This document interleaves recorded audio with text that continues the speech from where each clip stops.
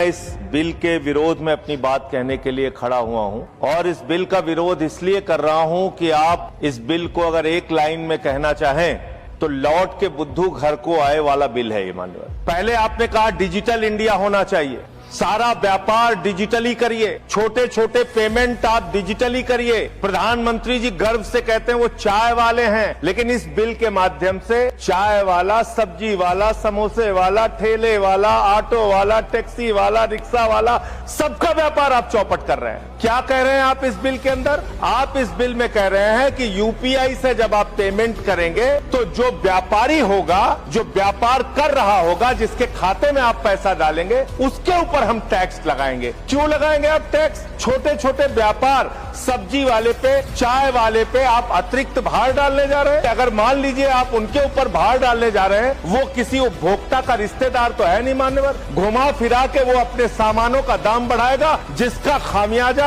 लोगों को भुगतना पड़ेगा, जिनके ऊपर टैक्स के बढ़ने के कारण महंगाई बढ़ेगी। तो ये दो तरह से मार करने वाला टैक्स है, नंबर एक। दूसरी बात, ये बिल लाया किन परिस्थितियों में गया है ये देश को जानना जरूरी है। 31 मार्च 2026 को जो United state trade representative USTR, इसने आपत्ति जताई कि हिंदुस्तान में यूपीआई पर जीरो टैक्स की वजह से हम लोग बर्बाद हो रहे हैं, तो ट्रंप के दबाव में भारत की संप्रभुता को गिरवी रख के ये बिल लाया गया है। इसलिए इस बिल के हम खिलाफ। मानव विदेशी दबाव में भारत की संप्रभुता को गिरवी रख के आप ऐसा बिल ला रहे हैं जिसमें फॉरेन इन्वेस्टर्स को टैक्स में 100% एग्जम्पशन दे रहे हैं, लेकिन जो हिंदुस्तान में छोटे छोटे व्यापार करने वाले लोग हैं उनके ऊपर आप टैक्स लगाने जा रहे हैं। मान्यवर, ये सरकार कहती है यूपीआई के पूरे सिस्टम को मैनेज करने में आपको पैसा खर्च करना पड़ता है। अरे भैया, 27,000 करोड़ रुपए तो आपने सिर्फ मिनिमम बैलेंस चार्जेस के नाम पे 2 साल में देश के करोड़ों उपभोक्ताओं से ले लिया।